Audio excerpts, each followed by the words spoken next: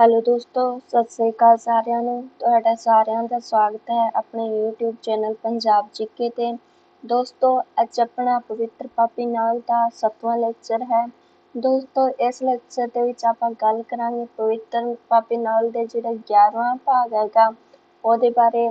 ਤਾਂ ਦੋਸਤੋ, ਇਸ ਭਾਗ ਦੇ ਵਿੱਚ ਜਦੋਂ ਮਾਇਆ ਗੁੱਜਰ ਖਾਨ ਤੋਂ ਆਉਂਦੀ ਹੈ ਵਾਪਸ, ਉਹ ਤੋਂ ਬਾਅਦ ਦੇ ਦ੍ਰਿਸ਼ ਦਾ ਵਰਣਨ ਕੀਤਾ ਗਿਆ ਹੈ। ਤਾਂ ਦੋਸਤੋ, ਹੁਣ ਆਪਾਂ ਸਟਾਰਟ ਕਰਦੇ ਹਾਂ।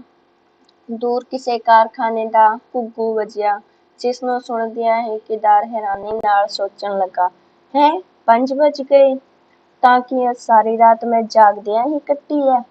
ਤੇ ਇਸ ਨਾਲ ਹੀ ਕੱਲ ਸਵੇਰੇ ਤੋਂ ਲੈ ਕੇ ਰਾਤੀ ਮਾਇਆ ਦੇ ਘਰੋਂ ਵਾਪਸ ਆਉਣ ਤੱਕ ਦੇ ਸਾਰੇ ਦ੍ਰਿਸ਼ ਉਸ ਦੇ ਸਾਹਮਣੇ ਲੰਘ ਗਏ। ਇਸ ਤੋਂ ਬਾਅਦ ਕਈ ਉਹ ਤਸਵੀਰਾਂ ਵੀ ਉਸ ਦੇ ਮਨ ਪਰਦੇ ਉੱਤੇ ਚਿਤਰੀਆਂ ਜਾਣ ਲੱਗੀਆਂ, ਜਿਹੜੀਆਂ ਅਜੇ ਤੱਕ ਭਵਿੱਖ ਦੇ ਓਹਲੇ ਲੁਕੀਆਂ ਹੋਈਆਂ ਸਨ। ਰਾਤ ਦੇ ਤੀਜੇ ਪਹਿਰ ਜਦ ਮਾਇਆ ਘਰ ਪਹੁੰਚੀ ਸੀ, ਤਾਂ ਉਸ ਨੂੰ ਤੱਕਦਿਆਂ ਹੀ ਕਿਦਾਰ ਦੇ ਮਨ ਵਿੱਚ ਸਭ ਤੋਂ ਪਹਿਲੀ ਭਾਵਨਾ ਪੈਦਾ ਹੋਈ, ਰੱਬ ਕਰੇ ਇਹ ਅਸਫਲ ਮੁੜੀ ਹੋਵੇ। ਪਰ ਉਸ ਦੀ ਇਹ ਭਾਵਨਾ ਕਲਰੀ ਕੰਧ ਵਾਂਗ ਡੈ ਹੋ ਗਈ ਜਦ ਮਾਇਆ ਨੇ ਉਸ ਨੂੰ ਆਪਣੀ ਸਫਲਤਾ ਦੀ ਖਬਰ ਸੁਣਾਈ। ਕਿਦਾਰ ਨੇ ਉਸ ਵੇਲੇ ਮਾਇਆ ਦੇ ਚਿਹਰੇ ਉੱਤੇ ਸਫਲਤਾ ਦੇ ਹੁਲਾਸ ਦੀ ਲਾਲੀ ਚਮਕਦੀ ਵੇਖੀ, ਤੇ ਇਸ ਤੋਂ ਬਾਅਦ ਉੱਥੇ ਠਹਿਰਨਾ ਉਸ ਲਈ ਮੁਸ਼ਕਲ ਹੋ ਗਿਆ। ਸ਼ਾਇਦ ਉਹ ਇਕਲਵਾਜੇ ਜਾ ਕੇ ਅਗਲਾ ਕਦਮ ਚੁੱਕਣ ਲਈ ਸੋਚਣਾ ਚਾਹੁੰਦਾ ਸੀ। ਮਾਇਆ ਨੇ ਬੜੀ ਕੋਸ਼ਿਸ਼ ਕੀਤੀ ਕਿ ਰਾਤ ਦਾ ਬਾਕੀ ਹਿੱਸਾ ਕਿਦਾਰ ਉਸ ਦੇ ਘਰ ਗੁਜ਼ਾਰੇ, ਪਰ ਕਿਦਾਰ ਨੇ ਉਸ ਦੀ ਪੂਰੀ ਤਸੱਲੀ ਕਰ ਦਿੱਤੀ ਕਿ ਉਹ ਬਿਲਕੁਲ ਰਾਜ਼ੀ ਹੈ। ਉਹ ਆਪਣੇ ਮਕਾਨ 'ਚ ਪੁੱਜ ਕੇ ਮੰਜੇ ਤੇ ਲੇਟ ਗਿਆ। ਕਿੰਨਾ ਕੁ ਚਿਰ ਤੇ ਕਿੰਨਾ ਸੋਚਾਂ ਵਿੱਚ ਉਸ ਦਾ ਮਨ ਉੱਡਦਾ ਫਿਰਿਆ। ਕਿਦਾਰ ਨੂੰ ਪਤਾ ਨਹੀਂ ਸੀ ਕਿ ਕਿਦਾਰ ਦਾ ਆਪਾ ਜਿਵੇਂ ਉਸ ਤੋਂ ਵੱਖ ਹੋ ਕੇ ਕਿਤੇ ਫਿਰ ਰਿਹਾ ਸੀ। ਜਦ ਪ੍ਰਭਾਤ ਦੀ ਸ਼ੀਤਲ ਹਵਾ ਨੇ ਰੋਸ਼ਨਦਾਨ ਵਿੱਚੋਂ ਦਾਖਲ ਹੋ ਕੇ ਉਸ ਦਾ ਮੁੜ੍ਹਕਾ ਸੁਕਾਉਣਾ ਸ਼ੁਰੂ ਕੀਤਾ, ਤਾਂ ਕਿਦਾਰ ਨੂੰ ਝਪਕੀ ਜਿਹੀ ਆ ਗਈ, ਪਰ ਝੱਟ ਹੀ ਕਾਰਖਾਨੇ ਦੇ ਘੁੱਗੂ ਨੇ ਉਸ ਨੂੰ ਜਗਾ ਦਿੱਤਾ।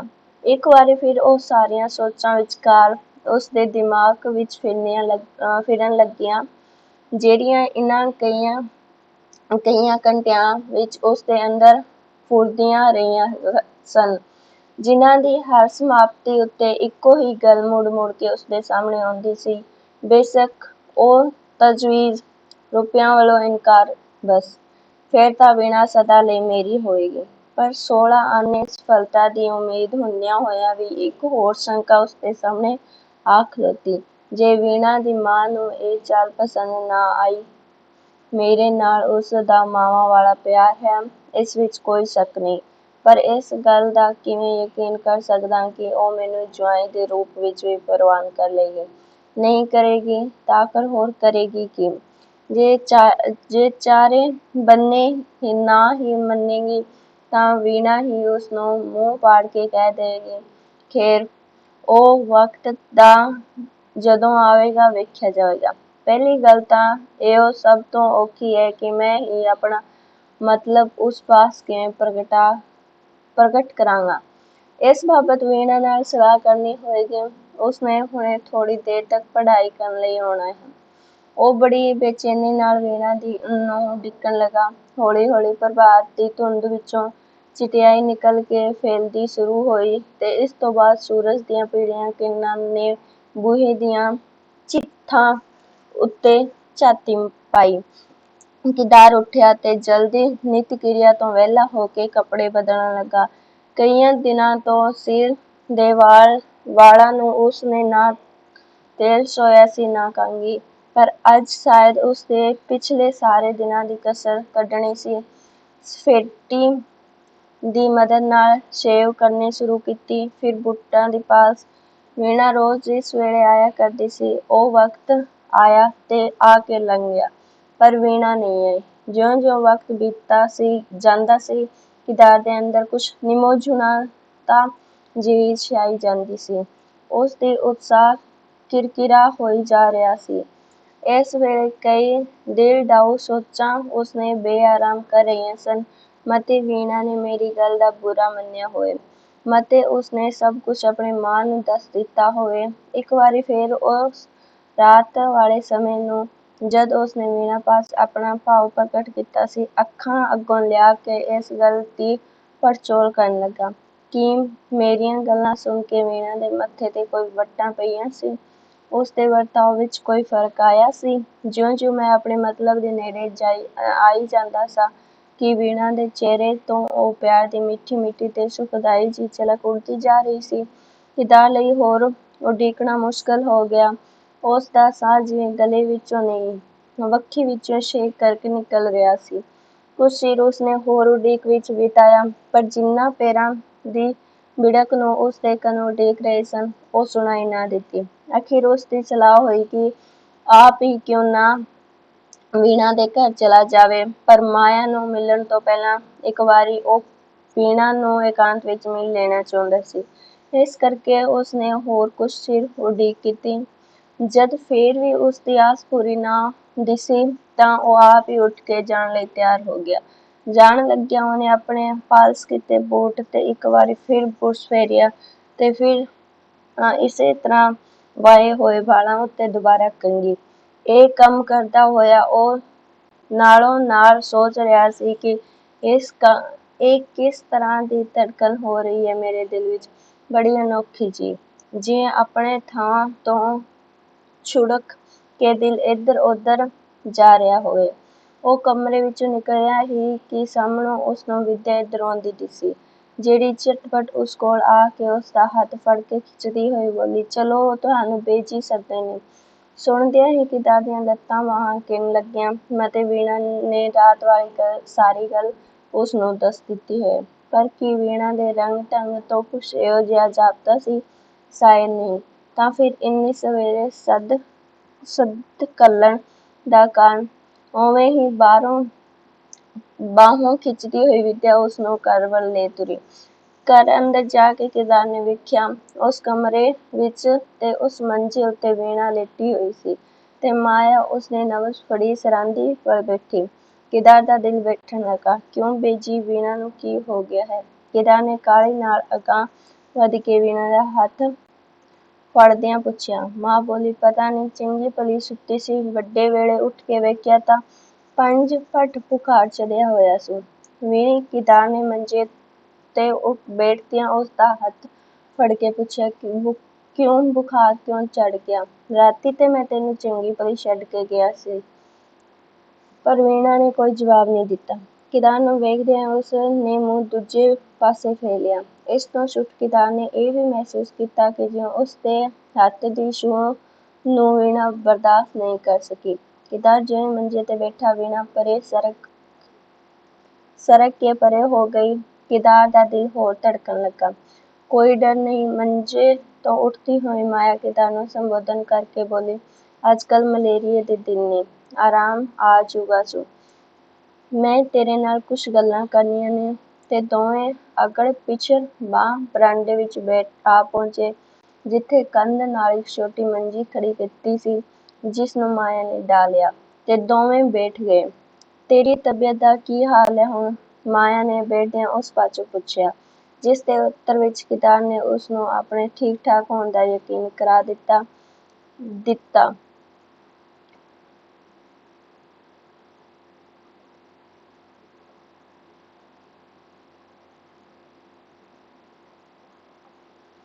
ਬੇਜੀ, ਕਿਦਾਰ ਨੇ ਛੇਤੀ-ਛੇਤੀ ਗੱਲਾਂ ਸ਼ੁਰੂ ਕਰਨ ਦੇ ਇਰਾਦੇ ਨਾਲ ਪੁੱਛਿਆ, "ਤੁਸੀਂ ਸਵੇਰ ਦੀ ਗੱਡੀ ਆ ਜਾਂਦੇ, ਰਾਤੀਂ ਏਡੇ ਔਖੇ ਹੋਏ ਹੋਣਗੇ।" ਮਾਇਆ ਦੇ ਅੰਗ-ਅੰਗ ਵਿੱਚੋਂ ਇਸ ਵੇਲੇ ਖੁਸ਼ੀ ਉਛਲ ਰਹੀ ਸੀ। ਉਸਨੇ ਮੁਸਕਰਾਉਂਦਿਆਂ ਕਿਹਾ, "ਕੰਮ ਜਿਸ ਲਈ ਗਈ ਸਾਂ, ਉਹ ਤੇ ਜਾਂਦਿਆਂ ਹੀ ਹੋ ਗਿਆ। ਫਿਰ ਮੈਂ ਆਖਿਆ, ਕਾਹਦੇ ਲਈ ਅਟਕਣਾ ਵੇ, ਨਾਲੇ ਬਾਲਾਂ ਨੂੰ ਪਿੱਛੇ ਘੱਲਿਆ ਛੱਡ ਗਈ ਸਾਂ।" "ਅੱਛਾ, ਕਿਸ ਤਰ੍ਹਾਂ ਫਿਰ ਗੱਲ ਕਥ ਹੋਈ?" ਕਿਦਾਰ ਨੇ ਟੁੱਟੇ ਦਿਲ ਵਿੱਚੋਂ ਪੁੱਛਿਆ। ਮਾਇਆ ਨੇ ਦੱਸਣਾ ਸ਼ੁਰੂ ਕੀਤਾ। ਗੱਲ ਕਥ ਕੀ ਹੋਣੀ ਸੀ, ਬਸ ਉਹੀਓ ਮੇਰੀ ਗੱਲ ਸੱਚ ਨਿਕਲੀ। ਉਹਨਾਂ ਨੇ ਕਿਸੇ ਦਾ ਦੁੱਖ ਨਹੀਂ ਦਿੱਤੀ। ਅਖੇ ਉਹਨਾਂ ਦੇ ਪੱਲੇ ਤੇ ਮੋਹਰਾਂ ਖਾਣ ਨੂੰ ਵੀ ਪੈਸਾ ਨਹੀਂ। ਬੁੱਚੀ ਬਾਦਰੀ ਕੁੜੀ ਤੁਹਾਡੇ ਹਵਾਲੇ ਕਰਨੀ ਏ। ਬਸ ਸੁਣ ਕੇ ਸੱਪ ਸੁੰਘ ਗਏ ਨੇ। ਉਹ ਜਿਹੜੀ ਮੇਰੀ ਕੁੜਮਣੀ ਏ, ਉਹ ਤੇ ਸਮਝ ਲਿਓ ਮੁਰਦਿਆਂ ਤੇ ਗਫਨ ਲਾ ਲੈਣ ਵਾਲੀ ਹੈ। ਪਹਿਲਾਂ ਤੇ ਚੁੱਪ ਕੀਤੀ, ਫੇਰ ਲੱਗੀ ਹੀਲੇ ਬਹਾਨੇ ਸਾੜਨ। ਕਦੇ ਆਖੇ ਸਾਡਾ ਮੁੰਡਾ ਨਹੀਂ ਮੰਨਦਾ, ਕਦੇ ਕਹੇ ਸਾਡਾ ਹੱਥ ਤੰਗ ਹੈ। ਪਰ ਮੈਂ ਸਮਝ ਗਈ ਕਿ ਅੰਬਾਂ ਦੀ ਭੁੱਖ ਅੰਬਾਕੜੀਆਂ ਨਾਲ ਨਹੀਂ ਮਿਟਣੀ। ਮੈਂ ਉਸ ਨੂੰ ਖੋਲ ਕੇ ਆਖ ਦਿੱਤਾ ਕਿ ਭਈ ਬੀਬੀ ਰਾਣੀ, ਧੀਆਂ ਪੁੱਤਰਾਂ ਨਾਲੋਂ ਕੋਈ ਚੰਗੀ ਚੀਜ਼ ਨਹੀਂ ਹੁੰਦੀ। ਜੇ ਇੱਜ਼ਤ ਆਬਰੋ ਇਹਨਾਂ ਨਾਲੋਂ ਵੀ ਵੱਡੀ ਚੀਜ਼ ਹੈ ਤਾਂ ਤੂੰ ਮਾਸਾ ਫਿਕਰ ਨਾ ਕਰ। ਮੈਂ ਚੋਰ ਨੂੰ ਲੁੱਟਣਾ, ਸੱਪ ਨੂੰ ਭੰਨਣਾ, ਤੇਰਾ ਘਰ ਪੂਰਾ ਕਰ ਦਿਆਂਗੇ। ਜੋ ਕੁਛ ਕਰਾਂਗੇ ਸੋਹਣਾ ਸੁਥਰਾ ਕਰਕੇ। ਕੀ ਹੋਇਆ ਜੇ ਸਾਡੇ ਤੇ ਗਰੀਬੀ ਆ ਗਈ ਹੈ। ਪਰ ਸਿਆਣੇ ਕਹਿੰਦੇ ਐ ਕਿ ਵੱਡੇ ਘਰਾਂ ਦੀਆਂ ਘਰੋੜੀਆਂ ਨਹੀਂ ਮਾਣ ਹੁੰਦੀਆਂ। ਇੰਨੇ ਗਏ ਗੁਆਚੇ ਤੇ ਅਸੀਂ ਨਹੀਂ ਹੋ ਸਕਦੇ ਕਿ ਅਣਕੱਜੀ ਕੁੜੀ ਤੁਹਾਨੂੰ ਦੇਵਾਂਗੇ। ਪਰਮਾਤਮਾ ਸੁੱਖ ਰਹੀ ਤਾਂ ਲੱਦ ਪੱਥ ਕੇ ਭੇਜਾਂਗੇ 7 ਸ਼ਗਨਾਂ ਨਾਲ। ਫੇਰ ਕੀ ਆਖਿਓ ਸੋ ਕਿਦਾਰ ਦੇ ਮੂੰਹ ਤੇ ਹਵਾਈਏ ਉੱਡ ਰਹੀਆਂ ਸਨ ਤੇ ਉਹ ਚਿਹਰੇ ਉੱਤੇ ਬਨਾਵਟੀ ਜਿਹੀ ਖੁਸ਼ੀ ਲਿਆ ਕੇ ਅੰਦਰਲੇ ਤੂਫਾਨ ਨੂੰ ਲੁਕਾਉਣ ਦੀ ਕੋਸ਼ਿਸ਼ ਕਰ ਰਿਹਾ ਸੀ। ਫੇਰ ਕੀ ਮਾਇਆ ਦਾ ਉਤਸ਼ਾਹ ਬਰਾਬਰ ਚੜ੍ਹਦਾ ਜਾ ਰਿਹਾ ਸੀ। ਸੁਣ ਕੇ ਪਹਿਲਾਂ ਤੇ ਚੁੱਪ ਦੀ ਚੁੱਪ ਹੋ ਗਈ, ਫੇਰ ਆਖਣ ਲੱਗੀ, ਅੱਛਾ ਭੈਣ, ਤੂੰ ਹੁਣ ਉਚੇਚੀ ਤੁਰ ਕੇ ਆਈ ਏ। ਉਹ ਜਾਣੇ ਜਿਸ ਤਰ੍ਹਾਂ ਹੋ ਸਕੇਗਾ।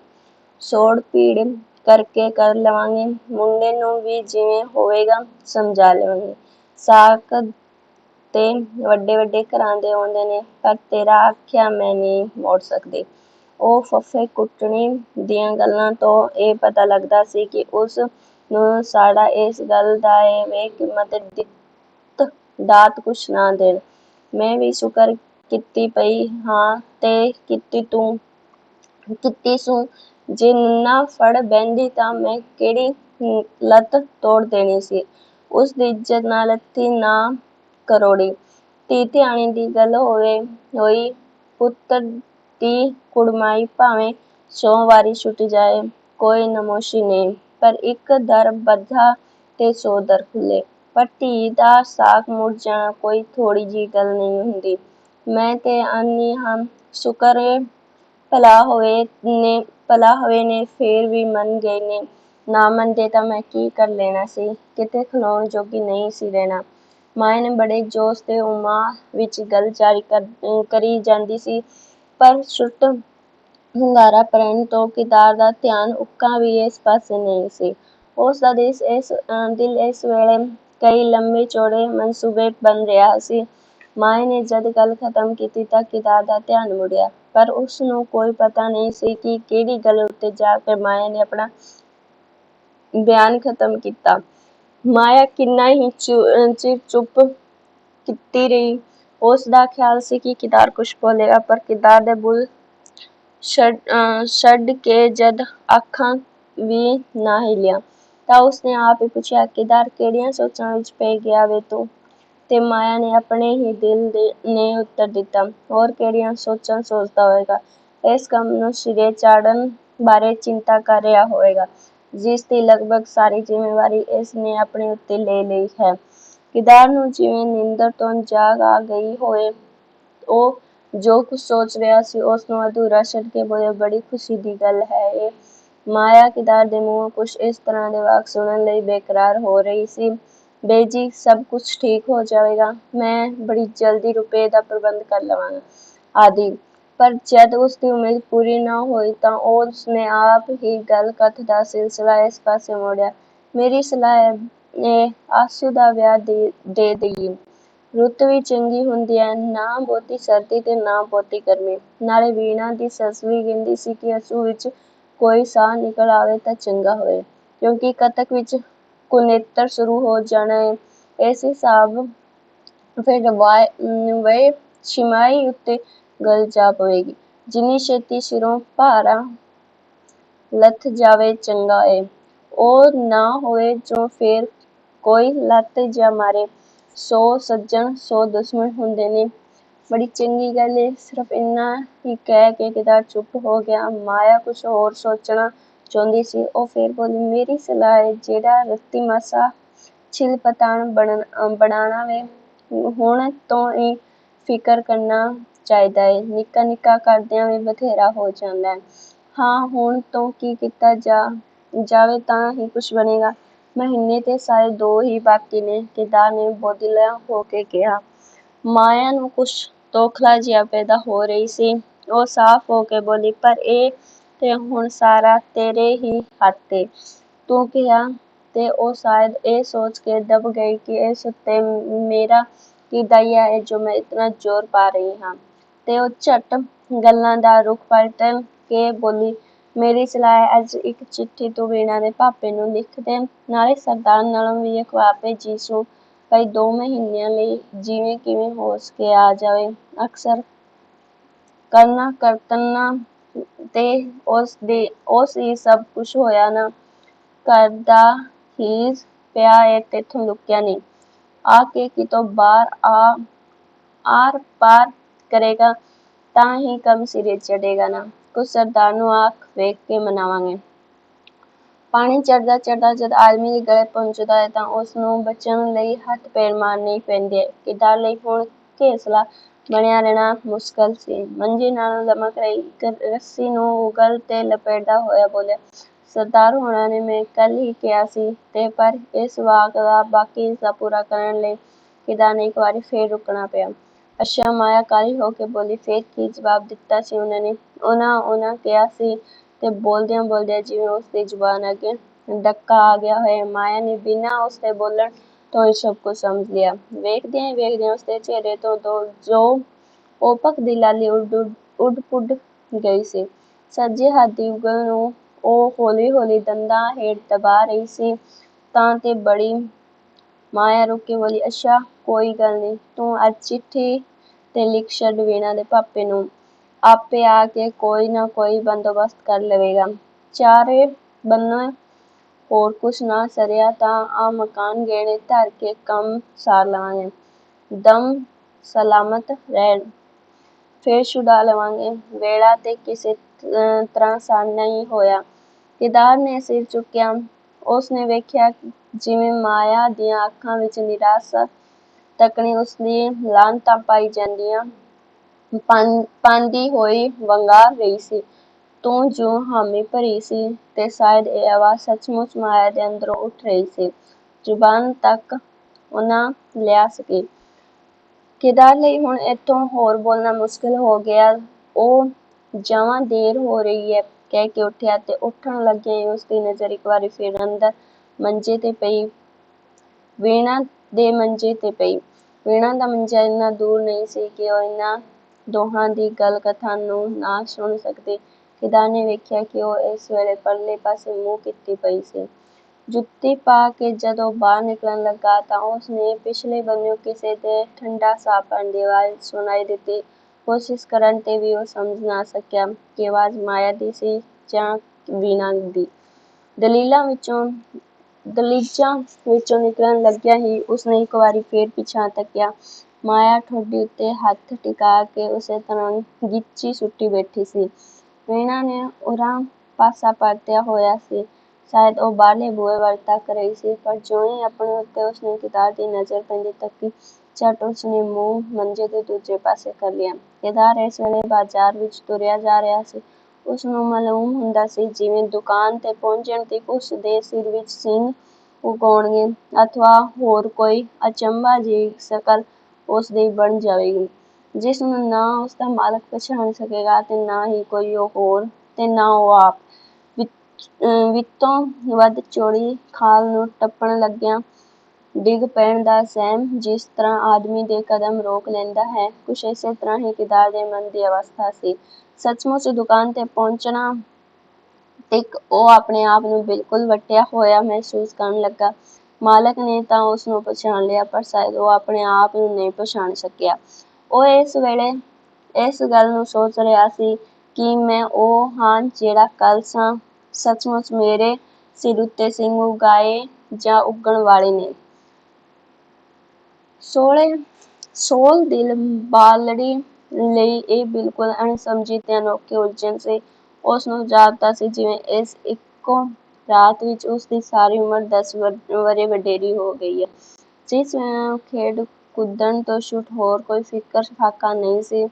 ਜਿਹੜਾ ਆਪਣੇ ਆਪ ਨੂੰ ਤਿਤਲੀ ਨਾਲੋਂ ਵੀ ਹੌਲੀ ਸਮਝ ਕੇ ਸੁਪਨਿਆਂ ਦੇ ਮੰਡਲਾਂ ਵਿੱਚ ਉੱਡਦੀ ਫਿਰਦੀ ਸੀ, ਉਹ ਵੀਣਾ ਇਸ ਇੱਕ ਰਾਤ ਦੇ ਅਸਰਾਂ ਨਾਲ ਆਪਣੇ ਆਪ ਨੂੰ ਇਤਨੀ ਬੋਝਲ ਮਹਿਸੂਸ ਕਰ ਰਹੀ ਸੀ, ਜਿਵੇਂ ਆਪਣੇ ਭਾਰ ਨਾਲ ਆਪ ਹੀ ਪਿੱਠੀ ਜਾ ਰਹੀ ਹੋਏ।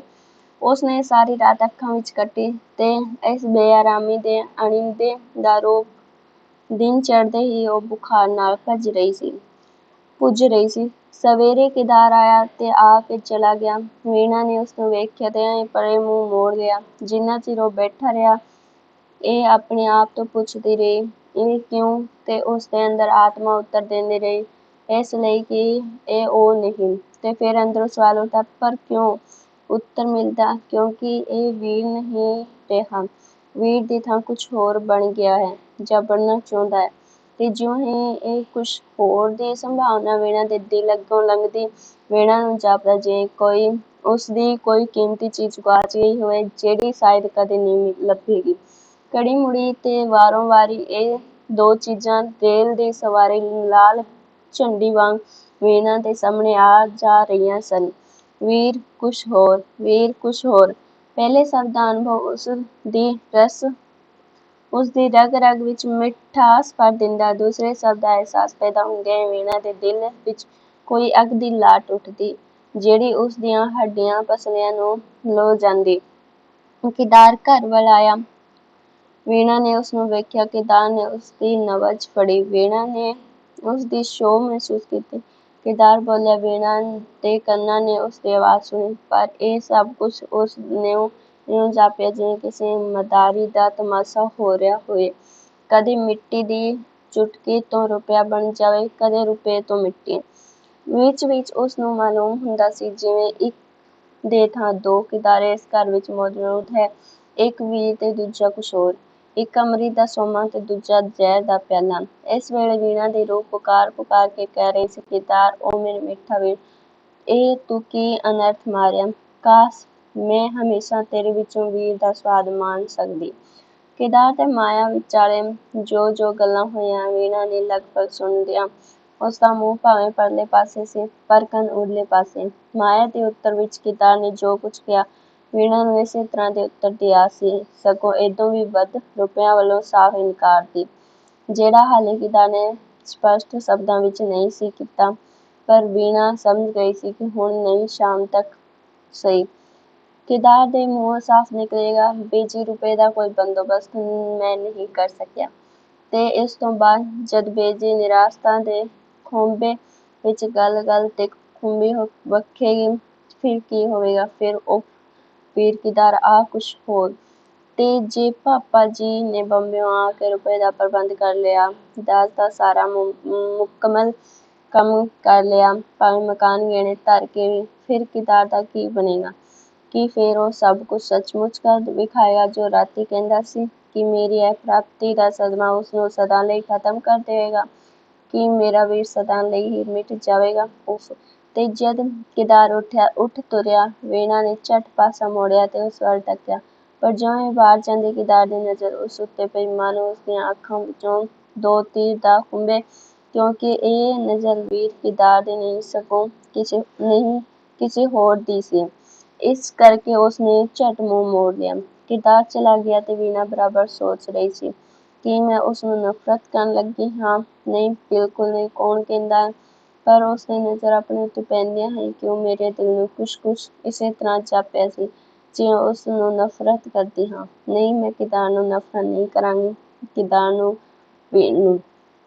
ਇਸ ਵੇਲੇ ਵੀਣਾ ਦੇ ਸਿਰ ਨੂੰ ਇੰਨੇ ਚੱਕਰ ਆ ਰਹੇ ਸਨ ਕਿ ਉਹ ਚੰਗੀ ਤਰ੍ਹਾਂ ਸੋਚ ਵੀ ਨਹੀਂ ਸੀ ਸਕਦੀ।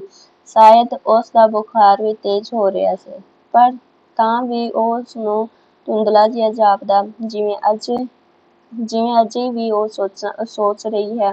ਉਸਨੇ ਫੇਰ ਆਪਣੇ ਉੱਤੇ ਪ੍ਰਸ਼ਨ ਕੀਤਾ, ਮੈਂ ਉਸ ਨਾਲ ਬੋਲੀ ਕਿਉਂ ਨਹੀਂ ਸਾਂ, ਉਸ ਪਾਸੋਂ ਡਰੀ ਕਿਉਂ ਸਾਂ? ਕੀ ਉਹ ਕੋਈ ਓਪਰਾ ਸੀ? ਬੇਸ਼ੱਕ ਓਪਰਾ ਨਹੀਂ, ਬਿਲਕੁਲ ਓਪਰਾ ਸੀ। ਕਿਦਾਰ ਭਾਵੇਂ ਕੁਛ ਵੀ ਸੀ, ਪਰ ਉਹ ਮੇਰਾ ਕਿਦਾਰ ਸੀ, ਮੇਰਾ ਵੀਰ ਸੀ। ਵੀਰ ਕਿਦਾਰ। ਤਾਂ ਕੀ ਵੀਰ ਨਾਲ ਇਹੋ ਸਲੂਕ ਕਰਨਾ ਚਾਹੀਦਾ ਹੈ? ਨਹੀਂ, ਫਿਰ ਮੈਂ ਕਿਉਂ ਅਜਿਹਾ ਕੀਤਾ? ਗਲਤੀ ਕੀਤੀ, ਬੜੀ ਭਾਰੀ ਗਲਤੀ। ਤੇ ਇਸ ਦੀ ਮੁਆਫ਼ੀ ਹਾਂ ਜ਼ਰੂਰੀ, ਤੇ ਅੱਜ ਹੀ ਜਦੋਂ ਦੁਕਾਨ ਨੂੰ ਮੁੜ ਕੇ ਆਵੇਗਾ। ਜੇ ਨਾ ਮੰਗੀ ਤਾਂ ਵਿਚਾਰੇ ਦੀ ਦਿਲ ਹੀ ਟੁੱਟ ਜਾਵੇਗਾ। ਇੰਨਾ ਕੋਮਲ ਦਿਲ ਹੈ ਉਸਦਾ, ਇੱਕ ਤੱਤੀ ਫੂਕ ਵੀ ਸ਼ਾਇਦ ਨਹੀਂ ਸਾੜ ਸਕਦਾ। ਤੇ ਉਸ ਰਾਤ ਵਾਲਾ ਵਰਤਾਓ ਨਿਹਾਇਤ ਭੈੜਾ, ਅੱਤ ਗਿਰਿਆ ਹੋਇਆ, ਫੇਰ ਖੈਰ ਦੇਖੀ ਜਾਏਗੀ। ਇਹੋ ਜਿਹੇ ਅਨੇਕਾਂ ਪ੍ਰਸ਼ਨਾਂ ਉੱਤੇ ਵੀਣਾ ਦੇ ਅੰਦਰ ਕਿੰਨਾ ਹੀ ਚਿਰ ਜਾਰੀ ਰਹੇ। ਹਨੇਰੀ ਦੇ ਵੱਲੋਂ ਹੋਣੇ ਵਾਂਗ ਉਹ ਆਪਣੇ ਦੁਆਲੇ ਆਪ ਹੀ ਚੱਕਰ ਖਾਂਦੀ ਰਹੀ।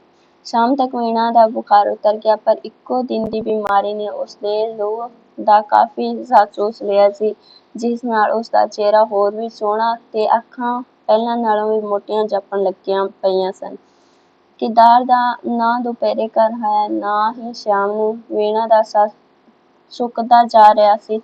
ਮਤੇ ਕੋਈ ਕਾਰਾ ਕਰ ਬਈ। ਮਾਇਆ ਵੀ ਘਬਰਾਈ ਹੋਈ ਸੀ। ਬਸੰਤ ਦੁਕਾਨ ਤੋਂ ਇੰਨਾ ਹੀ ਪਤਾ ਲਿਆਇਆ ਕਿ ਉਹ ਕਿਸੇ ਜ਼ਰੂਰੀ ਕੰਮ ਗਿਆ ਹੈ। ਰਾਤ ਵੀ ਲੰਘ ਗਈ, ਕਿਦਾਰ ਨਹੀਂ ਮੁੜਿਆ। ਦੂਜਾ ਦਿਨ ਵੀ, ਇਸ ਤੋਂ ਬਾਅਦ ਤੀਜਾ ਦਿਨ ਵੀ। ਵੀਣਾ ਦਾ ਦਿਲ ਘਟਦਾ ਜਾ ਰਿਹਾ ਸੀ। ਮਾਇਆ ਦੀ ਕੋਠੀ ਕੰਬ ਰਹੀ ਸੀ। ਜਿਉਂ-ਜਿਉਂ ਵਕਤ ਬੀਤਦਾ ਗਿਆ, ਵੀਣਾ ਦੇ ਦਿਲੋਂ ਉਸਦੇ ਮੁੜਨ ਦੀ ਉਮੀਦ ਮੁੱਕਦੀ ਗਈ, ਨਾਲ ਹੀ ਉਸਦੇ ਦਿਲ ਦਾ ਸਬਰ ਕਰਾਰ ਵੀ। ਵੀਣਾ ਰੋਣ ਹਾਕੀ ਹੋ ਉੱਠੀ, ਮੈਂ ਇਹ ਕੀ ਕੀਤਾ? ਭਾਵੇਂ ਮੇਰੀ ਬਦਸਲੂਕੀ ਨੇ ਹੀ ਵਿਚਾਰੇ ਦੀ ਜਾਨ ਲੈ ਲਈ ਹੋਵੇ। ਇਸ ਘਬਰਾਹਟ ਨੇ ਵੀਣਾ ਦੀ ਭੁੱਖ ਦੀ ਨੀਂਦਰ ਖ਼ਤਮ ਕਰ ਦਿੱਤੀ। ਹਰ ਘੜੀ ਉਸ ਦਾ ਦਿਲ ਪੁਕਾਰ ਉੱਠਦਾ, ਵੀਣਾ, ਭਾਵੇਂ ਤੂੰ ਉਸਦੇ ਲਹੂ ਵਿੱਚ ਹੱਥ ਰੰਗ ਬੈਠੀ ਹੈ। ਕਿਦਾਰ ਨੂੰ ਘਰ ਵੜਦਿਆਂ ਅੱਜ ਚੌਥਾ ਦਿਨ ਸੀ। ਵੀਣਾ ਨੇ ਹੁਣ ਤੱਕ ਕਿਸੇ ਤਰ੍ਹਾਂ ਆਪਣੇ ਦਿਲ ਦੇ ਬੋਝ ਨੂੰ ਦਿਲ ਉੱਤੇ ਲੱਦੀ ਰੱਖਿਆ ਸੀ, ਪਰ ਹੁਣ ਇਹ ਉਸ ਲਈ ਅਸਹਿ ਹੋ ਚੁੱਕਾ ਸੀ। ਉਸਦਾ ਮਨ, ਉਸਦੀ ਆਤਮਾ ਤੇ ਉਸਦਾ ਹਰ ਇੱਕ ਫੁਰਨਾ ਪੁਕਾਰ ਕੇ ਕਹਿ ਰਿਹਾ ਸੀ, ਕਿਦਾਰ, ਜੇ ਤੂੰ ਇੱਕ ਵਾਰੀ ਜਿਉਂਦਾ ਜਾਗਦਾ ਆ ਜਾਵੇਂ ਤੇ ਮੈਂ ਤੇਰੀ ਹਰ ਇੱਕ ਈਨ ਖਿੜੇ ਮੱਥੇ ਮੰਨਾਂਗੀ। ਤੂੰ ਜੋ ਕਹੇਗਾ ਕਰਾਂਗੀ। ਜੇ ਮੈਂ ਭੈਣ ਨਾਲ ਵਹੁਟੀ ਬਣ ਕੇ ਤੈਨੂੰ ਬਥੇਰੇ ਸੁਖੀ ਕਰ ਸਕਦੀ ਹਾਂ ਤਾਂ ਇਉਂ ਕਰੂੰਗੀ। ਤੂੰ ਇੱਕ ਵਾਰੀ ਆ ਜਾ ਕਿਦਾਰ, ਕਿਸੇ ਤਰ੍ਹਾਂ ਇੱਕ ਵਾਰੀ ਸਹੀ ਸਲਾਮਤ ਆ ਜਾ। ਦੁਪਹਿਰੇ ਦੀ ਰੋਟੀ ਟੁੱਕ ਤੋਂ ਵਿਹਲੀ ਹੋ ਕੇ ਮਾਇਆ ਵੀਣਾ ਕੋਲ ਆ ਬੈਠੀ ਤੇ ਉਸਨੂੰ ਕਹਿਣ ਲੱਗੀ, ਵੀਣੀ, ਤੁਸੀਂ ਆਪਣੇ ਪਾਪਾ ਜੀ ਨੂੰ ਇੱਕ ਖਤ ਲਿਖ ਛੱਡ ਦਿਓ। ਕਿਦਾਰ ਤੇ ਚੌਥੇ ਦਿਨ ਦਾ ਬੋੜਿਆ ਹੀ ਨਹੀਂ। ਚਲਾਕ ਨਾ ਸਹੀ, ਬੇਗਾਨੇ ਪੁੱਤਰਾਂ ਉੱਤੇ ਜ਼ੋਰ ਥੋੜ੍ਹੀ ਨਾ ਹੁੰਦਾ ਹੈ। ਸੱਚ ਕਹਿੰਦੇ, ਲਹੂ ਸੋ ਲਹੂ, ਪਾਣੀ ਸੋ ਪਾਣੀ। ਪਰ ਬੇਜੀ ਵੀਣਾ ਦੇ ਉਦਾਸ ਅੱਖਾਂ ਵੱਲ ਚੁੱਕ ਕੇ ਕਿਹਾ, ਮੈਨੂੰ ਤੇ ਪਾਪਾ ਜੀ ਦੇ ਐਡਰੈਸ ਦਾ ਵੀ ਪਤਾ ਨਹੀਂ। ਕੱਲ੍ਹ ਦੁਕਾਨ ਤੋਂ ਬਸੰਤ ਨੂੰ ਭੇਜ ਕੇ ਮੰਗਵਾ ਲਵਾਂਗੀ। ਪਰ ਬੇਜੀ, ਪਤਾ ਤੇ ਕਰਨਾ ਹੈ, ਭਰਾ ਹੋਰ ਕਿੱਥੇ ਗਏ? ਮਾਇਆ ਨੂੰ ਸ਼ਾਇਦ ਇਹ ਪ੍ਰਸ਼ਨ ਚੰਗਾ ਨਹੀਂ ਲੱਗਿਆ। ਉਹ ਫੇਰ ਕੁਛ ਖਿਝ ਕੇ ਬੋਲੀ, ਉਸਨੂੰ ਆਪ ਨਹੀਂ ਸੀ ਚਾਹੀਦਾ, ਭਈ ਦੱਸ ਕੇ ਜਾਂਦਾ। ਪਰ ਕਿਹੜੀ ਗੱਲ ਦਾ ਦਾਈਆ ਬੰਨ੍ਹਣਾ ਹੋਇਆ ਬੇਗਾਨੇ ਪੁੱਤ ਉੱਤੇ? ਉਹ ਜਾਣੇ ਉਸਦੀ ਮਰਜ਼ੀ। ਅੱਛਾ, ਵੱਡੇ ਵੇਲੇ ਪਤਾ ਜ਼ਰੂਰ ਮੰਗਾ ਲਈ। ਬਸੰਤ ਨੂੰ ਭੇਜ ਕੇ ਖਤ ਵਿੱਚ ਸਾਰੀਆਂ ਗੱਲਾਂ ਖੋਲ੍ਹ ਕੇ ਲਿਖ ਦੇਈ। ਵੀਣਾ ਜਾਣਦੀ ਹੋਈ ਕਿ ਉਸਦੀ ਮਾਂ ਕਿਹੜੀ ਗੱਲ ਖੋਲ੍ਹ ਕੇ ਲਿਖਵਾਉਣਾ ਚਾਹੁੰਦੀ ਹੈ, ਬੋਲੀ, ਕਿਹੜੀਆਂ ਗੱਲਾਂ? ਤੇਰੇ ਸਾਕ ਬਾਰੇ। ਹੋਰ ਕਿਹੜੀਆਂ? ਲਿਖ ਦੇਈ ਭਈ ਉਹਨਾਂ ਨੇ ਸਾਕ ਲੈਣਾ ਮੰਨ ਲਿਆ ਹੈ। ਅਸੂ ਦਾ ਵਿਆਹ ਮੰਗਦੇ ਨੇ। ਖਤ ਵੇਖਦਿਆਂ ਸਾਰੇ ਚਲੇ ਆਣ। ਅੱਛਾ, ਮੇਰੇ ਕੋਲ ਨਹੀਂ ਲਿਖਿਆ ਜਾਂਦਾ। ਵੀਣਾ ਚਿੜ ਕੇ ਬੋਲੀ, ਹਰ ਵੇਲੇ ਬਸ ਵਿਆਹ। ਅਸੂ ਦੇਣ ਨਾ ਹੋਵੇ ਤੇ? ਮਾਇਆ ਬੋਲੀ, ਅਜੇ ਕਿਤੇ ਇਆਣੀ ਬਾਲੜੀ ਏਂ ਤੂੰ। 16ਵਾਂ ਵਰ੍ਹਾ ਲੱਗ ਪਿਆ ਏ। ਹੋਰ ਕਿੰਨਾ ਕੁ ਚਿਰ ਬਿਠਾਏ ਰੱਖਾਂਗੇ ਤੈਨੂੰ ਲੋਠੇ ਨੂੰ? ਵੀਣਾ ਨੇ ਸਿਰ ਧਰਤੀ ਦੇ ਲਿਆ। ਮਾਇਆ ਨਹੀਂ ਵੇਖ ਸਕੀ ਤੇ ਇਸ ਵੇਲੇ ਵੀਣਾ ਦੀਆਂ ਅੱਖਾਂ ਵਿੱਚੋਂ ਕੁਛ ਸੀ, ਸ਼ਾਇਦ ਕੋਈ ਮਾਂ, ਜਿਸਦੇ ਹਿਰਦੇ ਵਿੱਚ ਬੱਚੀ ਦੀ ਮਾਂ ਦੀ ਮੁਰਾਦ ਮਚਲ ਰਹੀ ਹੋਏ, ਅਜਿਹੇ ਵੇਲੇ ਬਹੁਤੀਆਂ ਬਰੀਕ ਚੀਜ਼ਾਂ ਨੂੰ ਨਹੀਂ ਵੇਖ ਸਕਦੀ। ਸੁਣਦਿਆਂ ਹੀ ਜ਼ਰੂਰ ਚੇਤੇ ਨਾਲ ਬੀਬੀ ਰਾਣੀ ਮਾਇਆ ਨੇ ਇੰਨਾ ਹੀ ਕਿਹਾ ਸੀ ਕਿ ਬਾਹਰਲੇ ਭੂਆ ਦਾ ਤਾਕ ਭੰਬਿਆ ਤੇ ਉਸ ਨਾਲ ਹੀ ਕਿਦਾਰ ਦਾ ਪ੍ਰਵੇਸ਼। ਕਿਦਾਰ, ਦੋਵੇਂ ਸ਼ਬਦ ਇੱਕ ਪੂਰਾ ਤੇ ਇੱਕ ਅਧੂਰਾ ਇਕੱਠੇ ਹੀ ਮਾਵਾਂ ਧੀਆਂ ਦੇ ਮੂੰਹੋਂ ਨਿਕਲੇ। ਕਿੱਥੇ ਗਏ ਇੰਨੇ ਦਿਨ? ਕਿਦਾਰ ਨੂੰ ਪੈਰਾਂ ਤੋਂ ਉੱਠ ਕੇ ਛਾਤੀ ਨਾਲ ਲਾਂਦੀ ਹੋਈ ਮਾਇਆ ਬੋਲੀ। ਉਡੀਕ ਕੇ ਅੱਖਾਂ ਵੀ ਥੱਕ ਗਈਆਂ ਨੇ। ਸਰਦਾਰ ਹੋਰਾਂ ਕਿਸੇ ਜ਼ਰੂਰੀ ਕੰਮ ਬਾਹਰ ਭੇਜਿਆ ਸੀ, ਕਹਿੰਦਿਆਂ ਕਿਦਾਰ ਨੇ ਵੀਣਾ ਵੱਲ ਤੱਕਿਆ ਤੇ ਬਦੋਬਦੀ ਉਸ ਦੀਆਂ ਅੱਖਾਂ ਝੁਕ ਗਈਆਂ। ਅਗਾਂਹ ਵਧ ਕੇ ਕਿਦਾਰ ਦੇ ਗਲ ਵਿੱਚ ਪੈਣ ਲਈ ਵੀਣਾ ਦੀਆਂ ਬਾਹਾਂ ਫਰਕਦੀਆਂ ਹੀ ਰਹਿ ਗਈਆਂ। ਇਹ ਲਿਓ, ਕਹਿ ਕੇ ਕਿਦਾਰ ਨੇ ਜੇਬ ਵਿੱਚੋਂ ਕੱਢ ਕੇ 100 ਦੇ 8 ਨੋਟ ਮਾਇਆ ਦੇ ਹੱਥ ਵਿੱਚ ਫੜਾ ਦਿੱਤੇ। ਇਹ ਕਿੱਥੋਂ ਲਿਆਂਦੇ ਨੇ ਕਿਦਾਰ? ਮਾਇਆ ਦੀ ਜ਼ਬਾਨ ਖੁਸ਼ੀ ਦੇ ਵੇਗ ਵਿੱਚ ਥੱਥਿਆ ਗਈ। ਸਰਦਾਰ ਹੋਰਾਂ ਦਿੱਤੇ ਨੇ। ਹਲਾ ਉਹਨਾਂ ਇੰਨੀ ਦਲੇਰੀ ਕਰ ਵਿਖਾਈ, ਉਮੀਦ ਤੇ ਕੋਈ ਨਹੀਂ। ਬੜੇ ਚੰਗੇ ਦਿਲ ਵਾਲੇ ਆਦਮੀ ਨੇ ਬੇਜੀ। ਸ਼ੁਕਰ ਏ ਪਰਮਾਤਮਾ ਭਲਾ ਕਰੇ ਸੂ, ਸਾਡੇ ਗਰੀਬਾਂ ਲਈ ਮੋਢਾ ਡਾਹਿਆ ਸੂ। ਤਾਂ ਫਿਰ ਹੁਣ ਵਿਆਹ ਦੀ ਤਿਆਰੀ ਕਰਨੀ ਚਾਹੀਦੀ ਏ ਬੇਜੀ। ਬਸ ਹੋਈ ਸਮਝ ਇਸ ਕੰਮ ਦੀ ਢੀਲ ਸੀ। ਹਾਂ ਸੱਚ, ਵੀਣਾ ਦੇ ਭਾਪੇ ਨੂੰ ਚਿੱਠੀ ਲਿਖੀ ਸੀ ਤੂੰ? ਆਹੋ ਲਿਖ ਦਿੱਤੀ ਸੀ। ਕੀ ਲਿਖਿਆ? ਜੋ ਤੁਸਾਂ ਕਿਹਾ ਸੀ। ਆਉਣ ਦੀ ਤਾਕੀਦ ਚੰਗੀ ਤਰ੍ਹਾਂ ਕੀਤੀ ਸੀ ਨਾ? ਜੀ ਹਾਂ। ਤੇਰਾ ਕੀ ਖਿਆਲ ਏ, ਕਦੋਂ ਤੱਕ ਆ ਜਾਣਗੇ? ਵੇਖੋ। ਅੱਛਾ ਫਿਰ ਕੱਲ੍ਹ ਮੇਰੇ ਨਾਲ ਕਿਸੇ ਵੇਲੇ ਬਾਜ਼ਾਰ ਚੱਲੀਂ। ਕੁਛ ਕੱਪੜਾ ਤੇ ਥੋੜ੍ਹੀ ਗੋਟਾ ਕਨਾਰੀ ਲੈ ਆਵਾਂਗੇ। ਕੁਛ ਹੌਲੀ ਮੈਂ ਕਰਾਂਗੀ, ਕੁਛ ਵੀਣੀ ਕਰ ਲਵੇਗੀ। ਮੋਟਾ ਕੰਮ ਹੱਥੀਂ ਮੁਕਾ ਕੇ ਵਿਆਹ ਦੇ ਨੇੜੇ ਦਰਜੀ ਬਿਠਾ ਲਵਾਂਗੇ। ਮੇਰੀ ਸਲਾਹ ਏ ਵੀਣੀ ਦੀ ਪੜ੍ਹਾਈ ਛੁਡਾ ਦਈਏ। ਨਾਲੇ ਹੁਣ 2 ਮਹੀਨਿਆਂ ਵਿੱਚ ਕਿੰਨਾ ਕੁ ਪੜ੍ਹ ਲਿਆ ਸੂ। ਚੰਗਾ, ਜਿਵੇਂ ਤੁਹਾਡੀ ਮਰਜ਼ੀ, ਕਹਿ ਕੇ ਕਿਦਾਰ ਕੱਪੜੇ ਬਦਲਣ ਲਈ ਆਪਣੇ ਘਰ ਚਲਾ ਗਿਆ। ਮਾਇਆ ਨੇ ਪਾਣੀ ਧਾਣੀ ਪੀਣ ਲਈ ਉਸਨੂੰ ਰੋਕਣ ਦੀ ਬੜੀ ਕੋਸ਼ਿਸ਼ ਕੀਤੀ, ਪਰ ਉਹ ਨਹੀਂ ਸੀ ਰੁਕਿਆ। ਵੀਣਾ ਉਸਦੇ ਚਲੇ ਜਾਣ ਤੋਂ ਬਾਅਦ ਮਾਇਆ ਨੇ ਵੀਰ ਨੂੰ ਕਿਹਾ, ਜਾ ਉੱਠ ਕੇ ਸ਼ਿਕੰਜੀ ਦਾ ਗਿਲਾਸ ਬਣਾ ਕੇ ਪ੍ਰਾਚੀ ਨੂੰ ਦੇ ਆ। ਵਿਚਾਰੀ ਸਰਦੀ ਧੁੱਪੇ ਆਇਆ ਵੇ। ਉੱਤਰ ਵਿੱਚ ਬਿਨਾਂ ਕੁਛ ਬੋਲੇ ਵੀਣਾ ਰਸੋਈ ਵਿੱਚ ਚਲੀ ਗਈ। ਬੂਹਾ ਬੰਦ ਸੀ, ਛੇਤੀ ਖੋਲ੍ਹੋ, ਸ਼ਿਕੰਜੀ ਖ਼ਰਾਬ ਹੋ ਜਾਏਗੀ। ਅੱਛਾ। ਬੂਹਾ ਖੁੱਲ੍ਹਿਆ। ਕਿਦਾਰ ਨੇ ਗਿਲਾਸ ਫੜਨ ਲਈ ਜਦ ਹੱਥ ਵਧਾਇਆ ਤਾਂ ਵੀਣਾ ਨੇ ਵੇਖਿਆ ਕਿ ਜਿਵੇਂ ਬੁੱਢੇ ਦਾ ਹੱਥ ਹੁੰਦਾ ਏ, ਪੀਲਾ ਭੁੱਖ ਜਿਹਾ। ਵੀਣਾ ਉਤਾਂਹ ਤੱਕੀ, ਅੱਖਾਂ ਦੇ ਚਿਹਰਾ ਉਦੋਂ ਵੀ ਵੱਧ। ਕਿਦਾਰ ਨੇ ਗਟ ਪੀ ਕੇ ਗਿਲਾਸ ਖਾਲੀ ਕਰ ਦਿੱਤਾ ਤੇ ਮੁੜ ਮੰਜੇ ਤੇ ਲੇਟ ਗਿਆ। ਤੁਸਾਂ ਕੱਪੜੇ ਨਹੀਂ ਬਦਲੇ? ਵੀਣਾ ਨੇ ਉਸ ਕੋਲ ਬੈਠ ਕੇ ਪੁੱਛਿਆ। ਹੁਣ ਕਿਦਾਰ ਉਸਨੂੰ ਓਪਰਾ ਨਹੀਂ ਸੀ ਜਾਪ ਰਿਹਾ। ਕਿਦਾਰ ਦੇ ਨਿਰੁੱਤਰ ਰਹਿਣ ਤੇ ਵੀ ਉਸਨੇ ਉਸਦੇ ਮੱਥੇ ਤੇ ਹੱਥ ਫੇਰਦਿਆਂ ਪੁੱਛਿਆ, ਅੱਜ ਤੇ ਫਿੱਕੀ ਨਹੀਂ ਸੀ ਸ਼ਿਕੰਜੀ, ਓਦਣ ਦੀ ਚਾਹ ਵਾਂਗ। ਕਿਦਾਰ ਨੇ ਉਸ ਵੱਲ ਅੱਖਾਂ ਚੁੱਕੀਆਂ। ਕਦੋਂ ਦੀ? ਜਿਹੜੀ ਤੁਸੀਂ ਓਦਣ ਛੱਡ ਗਏ ਸਾਂ। ਨਹੀਂ ਫਿੱਕੀ ਜਦੋਂ ਸੀ। ਤੁਸਾਂ ਪੀਤੀ? ਹਾਂ, 1 ਪਿਆਲਾ। ਮਿੱਠਾ ਸੀ ਹੋਵੇਗਾ, ਤਾਂਹੀਏਂ ਪੀਤੀ ਸੀ ਨਾ? ਨਹੀਂ ਤਾਂ ਮੈਂ ਖਿਆਲ ਨਹੀਂ ਸੀ ਕੀਤਾ। ਤੁਹਾਨੂੰ ਇਤਨੀ ਵੀ ਹੋਸ਼ ਨਹੀਂ ਸੀ? ਮੇਰੀ ਅਕਲ ਮਾਰੀ ਗਈ, ਮਿੱਠਾ ਪਾਣਾ ਭੁੱਲ ਗਈ ਸਾਂ। ਪਰ ਤੁਸੀਂ ਬੋਲਦੇ ਕਿਉਂ ਨਹੀਂ ਚੰਗੀ ਤਰ੍ਹਾਂ? ਵੀਣਾ ਨੇ ਥੋੜ੍ਹਾ ਚਿਰ ਰੁਕ ਕੇ ਪੁੱਛਿਆ। ਬੋਲ ਤੇ ਰਿਹਾ ਵਾਂ। ਕਿਦਾਰ ਨੇ ਉਸ ਵੱਲ ਤੱਕ ਕੇ ਬਿਨਾਂ ਉੱਤਰ ਦਿੱਤਾ। ਵੀਣਾ ਇਸ ਵੇਲੇ ਆਪਣੇ ਅੰਦਰ ਹੀ ਸੁਆਦ ਜਿਹਾ ਮਹਿਸੂਸ ਕਰ ਰਹੀ ਸੀ, ਪਰ ਨਾਲ ਹੀ ਕਿਦਾਰ ਦੀ ਹਾਲਤ ਨੂੰ ਵੇਖ ਕੇ ਉਸਦਾ ਦਿਲ ਡੁੱਬਦਾ ਜਾ ਰਿਹਾ ਸੀ। ਥੋੜ੍ਹਾ ਚਿਰ ਕਮਰੇ ਵਿੱਚ ਚੁੱਪ ਛਾਈ ਰਹੀ। ਜਿਉਂ ਵੀਣਾ ਨੇ ਉਸ ਦੇ ਨਾਲ ਜੁੜੀ ਜਾਂਦੀ ਸੀ, ਕਿਦਾਰ ਪਰੇ ਸਰਕਦਾ ਜਾ ਰਿਹਾ ਸੀ। ਆਪਣੇ ਮੱਥੇ ਉੱਤੇ ਫਿਰ ਰਹੀ ਵੀਣਾ ਦੇ ਹੱਥ ਨੂੰ ਉਹ ਆਪਣੀ ਸੜ ਰਹੀ ਖੱਲੜੀ ਉੱਤੇ ਬਰਫ਼ ਦੀ ਡਲੀ ਫਿਰਦੀ ਅਨੁਭਵ ਕਰ ਰਿਹਾ ਸੀ, ਜਿਸ ਦੀ ਠੰਡਕ ਸ਼ਾਇਦ ਉਸਨੂੰ ਜ਼ਿਆਦਾ ਮਹਿਸੂਸ ਹੋ ਰਹੀ ਸੀ ਤੇ ਜਿਹੜੀ ਉਸ ਵੇਲੇ ਕਿਦਾਰ ਲਈ ਠਾਰਨ ਦੇ ਥਾਂ ਸਾੜਨ ਦਾ ਕੰਮ ਕਰ ਰਹੀ ਸੀ। ਤੁਸੀਂ ਤੱਕਦੇ ਕਿਉਂ ਨਹੀਂ ਮੇਰੇ ਵੱਲ? ਵੀਣਾ ਨੇ ਉਸਦੇ ਸਿਰ ਨੂੰ ਆਪਣੇ ਗੋਡੇ ਤੇ ਰੱਖ ਕੇ ਪੁੱਛਿਆ। ਕਿਦਾਰ ਨੇ ਉੱਠ ਕੇ ਪੁੱਛਿਆ। ਵੀਣਾ ਪਾਸੋਂ ਕੁਛ ਵਿੱਥ ਕੇ ਵੀਣਾ ਸਰਕ ਕੇ ਫਿਰ ਉਸਦੇ ਨਾਲ ਹੋ ਗਈ। ਉਹ ਹਟਿਆ, ਵੀਣਾ ਫੇਰ ਨਾਲ ਹੋ ਗਈ। ਉਹ ਉੱਠ ਕੇ ਖੜ੍ਹਾ ਹੋ ਗਿਆ ਤੇ ਵੀਣਾ ਨੇ ਬਾਹੋਂ ਖਿੱਚ ਕੇ ਫਿਰ ਉਸ ਨੂੰ ਆਪਣੇ ਨਾਲ ਬਿਠਾ ਲਿਆ। ਇਹ ਸਾਧਾਰਨ ਹਰਕਤਾਂ ਸਨ, ਪਰ ਇਹਨਾਂ ਦੇ ਓਹਲੇ ਸ਼ਾਇਦ ਕੋਈ ਵੱਡੀ ਗੰਭੀਰ ਵਾਦ ਵਿਵਾਦ ਚੱਲ ਰਿਹਾ ਸੀ, ਕੋਈ ਗੁੰਝਲਦਾਰ ਬਹਿਸ ਮੁਬਾਹਿਸ, ਬੜੇ ਲੰਬੇ ਚੌੜੇ ਉੱਤਰ ਪ੍ਰਸ਼ਨ। ਵੀਣਾ, ਕਿਦਾਰ ਨੇ ਇੱਕ ਵਾਰੀ ਉਸ ਵੱਲ ਤੱਕ ਕੇ ਫਿਰ ਅੱਖਾਂ ਨੀਵੀਆਂ ਕਰਦਿਆਂ ਕਿਹਾ, ਤੂੰ ਮੇਰੀ ਗਲਤੀ ਮਾਫ਼ ਨਹੀਂ ਕਰ ਸਕਦੀ? ਮੈਂ ਕੀ? ਤੁਸੀਂ? ਵੀਣਾ ਨੇ ਉਸਦੀ ਗਰਦਨ ਵਿੱਚ ਬਾਂਹ ਪਾ ਕੇ ਕਿਹਾ, ਮੈਂ ਤੁਹਾਨੂੰ ਦੁਖੀ ਕੀਤਾ? ਅੱਗੇ ਤੇ ਨਹੀਂ, ਪਰ ਹੁਣ ਜ਼ਰੂਰ ਕਰ ਰਹੀ ਏ। ਕਿਦਾਰ ਨੇ ਆਪਣੀ ਇੱਕ ਅੱਗੇ ਪਰਮਦਿਆਂ ਉਸਦੀਆਂ ਬਾਹਾਂ ਉਂਗਲਾਂ ਨੂੰ ਫੜ ਕੇ ਕਿਹਾ, ਹੁਣ ਵੀਣਾ ਤਰਪੱਕੀ, ਤੂੰ ਜਿੰਨੀ ਵਾਰੀ ਵੀ ਮੈਨੂੰ ਸੰਬੋਧਨ ਕੀਤੇ ਹੈ, ਇੱਕ ਵਾਰੀ ਵੀ ਉਹ ਲਫ਼ਜ਼ ਤੇਰੀ ਜ਼ੁਬਾਨੋਂ ਨਹੀਂ ਨਿਕਲਿਆ। ਕਿਹੜਾ ਭਰਾ ਜੀ? ਵੀਣਾ ਕੰਬ ਉੱਠੀ, ਉਸਦੀਆਂ ਅੱਖਾਂ ਵਿੱਚ ਅੱਥਰੂ ਆ ਗਏ। ਉਸਨੇ ਕੁਛ ਬੋਲਣ ਲਈ ਹੋਠ ਫਰਕੇ, ਪਰ ਇੱਕ ਵੀ ਸ਼ਬਦ ਮੂੰਹੋਂ ਨਾ ਕੱਢ ਸਕੀ। ਉਸਨੇ ਕਿਰਦਾਰ ਦੀਆਂ ਅੱਖਾਂ ਥਾਣੀ ਦਿਲ ਦਾ ਜਿਵੇਂ ਸਾਰਾ ਪਿਆਰ ਉਧਲਣਾ ਸ਼ੁਰੂ ਕਰ ਦਿੱਤਾ। ਬਦੋ-ਬਦੀ ਉਸਦੀ ਬਾਹਾਂ ਕਿਰਦਾਰ ਲਈ ਖੁੱਲ੍ਹ ਗਈਆਂ। ਕਿਰਦਾਰ ਨਹੀਂ ਬੋਲਿਆ, ਨਾ ਹੀ ਹਿੱਲਿਆ।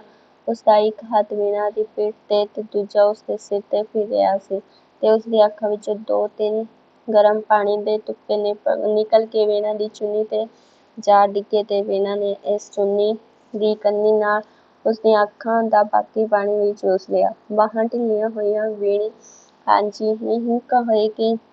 ਵੀਣਾ ਚੁੱਪ ਸੀ। ਕਹੂੰ ਵੀਣੀ, ਇੱਕ ਵਾਰੀ ਭਰਾ ਜੀ ਕਹਿ ਕੇ ਬੋਲੋ ਮੈਨੂੰ। ਬੋਲ ਵੀਣੀ, ਮੇਰੀ ਅੱਖਾਂ ਵਿੱਚ ਕੀ ਤੱਕ ਰਹੀ ਹੈ? ਮੇਰੀ ਭੈਣ ਨਹੀਂ ਤੂੰ? ਵੀਣੀ, ਉਫ਼, ਛੇਤੀ ਬੋਲ ਵੀਣੀ, ਮੇਰਾ ਦਿਲ। ਤੇ ਉਸਨੇ ਸੱਜੇ ਹੱਥ ਨਾਲ ਆਪਣੀ ਹਿੱਕ ਦਾ ਖੱਬਾ ਪਾਸਾ ਦਬਾਉਣਾ ਸ਼ੁਰੂ ਕੀਤਾ। ਵੀਣਾ ਦੀਆਂ ਅੱਖਾਂ ਵਿੱਚੋਂ ਬਲੌਰੀ ਬੂੰਦਾਂ ਗਿਰ ਰਹੀਆਂ ਸਨ। ਉਸਦੀ ਨਜ਼ਰ ਕਿਰਦਾਰ ਦੇ ਚਿਹਰੇ ਉੱਤੇ ਇਸ ਤਰ੍ਹਾਂ ਅਟਕੀ ਹੋਈ ਸੀ, ਜਿਵੇਂ ਕਿਸੇ ਨੇ ਮੰਤਰ ਨਾਲ ਕੀਲ ਦਿੱਤਾ ਹੋਵੇ।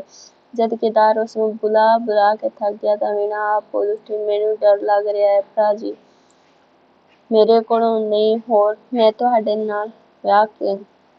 ਵੀਣੀ, ਬਿਜਲੀ ਦੀ ਫੁਰਤੀ ਨਾਲ ਉਸਦੇ ਮੂੰਹ ਅੱਗੇ ਹੱਥ ਰੱਖ ਕੇ ਕਿਰਦਾਰ ਕੜਕਿਆ, ਬਸ ਖਬਰਦਾਰ। ਵੀਣਾ ਦੇ ਹੋਠ ਫਰਕ ਰਹੇ ਸਨ, ਜਿਨ੍ਹਾਂ ਦੇ ਉੱਤੇ ਅੱਥਰੂਆਂ ਦਾ ਇਕੱਠੇ ਹੋਏ ਜਿਹੜੇ ਕਿਰਦਾਰ ਦੀਆਂ ਉਂਗਲਾਂ ਨੇ ਖਿੰਡਾ ਦਿੱਤੇ। ਮੈਂ ਤੁਹਾਡੀ ਜਾਨ ਲੈਣ ਲਈ ਨਹੀਂ ਪੈਦਾ ਹੋਈ। ਮੈਂ ਤੇ ਵੀਣਾ ਦੇ ਹਟਕੋਰਿਆਂ ਨਾਲ ਕਮਰਾ ਗੂੰਜ ਉੱਠਿਆ। ਵੀਣਾ, ਕੋਈ ਵੇਖੇਗਾ ਤਾਂ ਕੀ ਪਿਆ ਕਹੇ ਜੋ ਕਿਸੇ ਦਾ ਜੀ ਆਵੇ। ਵੀਣਾ ਨੇ ਐਵੇਂ ਕਿਹਾ ਸੀ, ਮਰਦਾ ਨਹੀਂ। ਨਹੀਂ, ਵੀਣਾ ਦੀ ਆਵਾਜ਼ ਵਿੱਚੋਂ ਕਰੁਣਾ ਦੀ ਨਦੀ ਉਮੜ ਰਹੀ ਸੀ। ਤੁਹਾਨੂੰ ਆਪਣਾ ਇਕਰਾਰ ਪੂਰਾ ਕਰਨਾ ਪਵੇਗਾ। ਨਾਲੇ ਦੱਸੋ, ਤੁਸਾਂ ਰੁਪਏ ਕਿੱਥੋਂ ਲਿਆਂਦੇ ਨੇ? ਸੱਚ ਦੱਸੋ। ਕਿਰਦਾਰ ਚੁੱਪ ਸੀ। ਤੁਸੀਂ ਜਾਨ ਉੱਤੇ ਖੇਡ ਜਾਣ ਲਈ ਤਿਆਰ ਬੈਠੇ ਹੋ। ਮੈਂ ਜਾਣਦੀ ਹਾਂ। ਮੈਂ ਇਕਰਾਰ ਪੂਰਾ ਕਰਾਂਗੀ। ਮੈਂ ਤੁਹਾਨੂੰ ਬਚਾਵਾਂਗੀ। ਮੈਂ ਤੁਹਾਡੀ ਵਹੁਟੀ। ਵੀਣਾ ਅੱਗੇ ਵਾਕ ਉਸਦਾ ਮੂੰਹ ਬੰਦ ਕਰਕੇ ਕਿਰਦਾਰ ਚਿਲਾਇਆ, ਬੰਦ ਕਰੋ ਜ਼ੁਬਾਨ। ਮੁੜ ਕੇ ਇਹੋ ਜਿਹਾ ਕੋਈ ਲਫ਼ਜ਼ ਤੂੰ ਮੂੰਹੋਂ ਕੱਢਿਆ ਤਾਂ ਮੈਂ ਜਿਊਂਦਾ ਨਹੀਂ ਵੇਖੇਗੀ ਮੈਨੂੰ। ਮੈਂ ਤੇਰੇ ਸਾਹਮਣੇ ਆਪਣੇ ਆਪ ਨੂੰ ਹਲਾਕ ਕਰ ਲਵਾਂਗਾ। ਫਿਰ ਖਾਮੋਸ਼ੀ ਛਾ ਗਈ। ਕਹੋ ਵੀਣਾ, ਮੇਰੀ ਚੰਗੀ ਭੈਣ, ਇੱਕ ਵਾਰੀ ਕਹੋ ਭਰਾ ਜੀ। ਕਿਰਦਾਰ ਨੇ ਉਸਨੂੰ ਇੱਕ ਵਾਰੀ ਫਿਰ ਆਪਣੇ ਨਾਲ ਘੁੱਟ ਲਿਆ। ਤੂੰ ਹੱਸਦੀ ਕਿਉਂ ਨਹੀਂ ਵੀਣੀ? ਕਿਰਦਾਰ ਨੇ ਉਸਦੀ ਠੋਡੀ ਉੱਚੀ ਕਰਕੇ ਕਿਹਾ, ਇੱਕ ਵਾਰੀ ਬੀਬੀ ਭੈਣ। ਵੀਣਾ ਹੱਸੀ, ਪਰ ਕੀ ਉਹ ਅਸਲੀ ਹਾਸਾ ਸੀ? ਵੀਣਾ, ਜਾ ਵੀਣੀ, ਪਰਮਾਤਮਾ ਤੇਰਾ ਸਵਾਗਤ ਹੋਵੇ ਕਹਿ ਕੇ ਕਿਰਦਾਰ ਨੇ ਆਪਣੀਆਂ ਬਾਹਾਂ ਖਿੱਚ ਲਈਆਂ। ਕਮਰਿਓਂ ਬਾਹਰ ਨਿਕਲ ਕੇ ਵੀਣੀ ਕੁਛ ਹੀ ਕਦਮ ਗਈ ਤਾਂ ਕਿ ਪਿੱਛੋਂ ਬੂਹਾ ਵੱਜਣ ਤੇ ਫੇਰ ਕੁੰਡਾ ਵੱਜਣ ਦੀ ਆਵਾਜ਼ ਉਸਨੂੰ ਸੁਣਾਈ ਦਿੱਤੀ। ਘਰ ਵੜਨ ਤੋਂ ਪਹਿਲਾਂ ਵੀਣਾ ਨੇ ਸੜਕ ਵਾਲੇ ਨਲਕੇ ਤੋਂ ਬੁੱਕ ਪਾਣੀ ਲੈ ਕੇ ਮੂੰਹ ਧੋ ਲਿਆ, ਸ਼ਾਇਦ ਰੁੰਨੀਆਂ ਅੱਖਾਂ ਦਾ ਭੇਦ ਲੁਕਾਉਣ ਲਈ। ਵੀਣਾ ਦੇ ਮਨ ਦੀਆਂ ਬੇਸੁਰੀਆਂ ਤਾਰਾਂ ਇੱਕ ਵਾਰੀ ਫੇਰ ਸੁਰ ਹੋ ਕੇ ਸੰਗੀਤਕ ਗੁਜ਼ਾਰਾਂ ਵਿੱਚ ਧੜਕਣ ਲੱਗੀਆਂ। ਉਹ ਕੁਲੱਛਣੀ ਰਾਤੀ ਜਿਹੜਾ ਭੋਜਨ ਉਸਦੀ ਜ਼ਿੰਦਗੀ ਵਿੱਚ ਆਇਆ ਸੀ, ਜਿਸਨੂੰ ਅਸਰ ਨਾਲ ਵੀਣਾ ਮਨ ਮਰਾਂਦੇ ਹੋ ਗਈ ਸੀ, ਉਹ ਭੋਜਨ ਲੰਘ ਗਿਆ। ਹੌਲੀ-ਹੌਲੀ ਉਸਦਾ ਦੁਖਾਵਾਂ ਅਸਰ ਵੀ ਮਿਟ ਗਿਆ। ਵੀਣਾ ਫੇਰ ਉਸੇ ਤਰ੍ਹਾਂ ਹੱਸਦੀ, ਗੁੱਟਦੀਆਂ ਤੇ ਕੁੜੀਆਂ-ਚਿੜੀਆਂ ਨਾਲ ਉੱਡਦੀਆਂ ਵਿਖਾਈ ਦੇਣ ਲੱਗੀ, ਪਰ ਅਜੇ ਵੀ ਇੱਕ ਚਿੰਤਾ ਬਰਾਬਰ ਪਰਛਾਵੇਂ ਵਾਂਗੂ ਸੁੱਤੀ ਛਾਈ ਰਹਿੰਦੀ ਸੀ।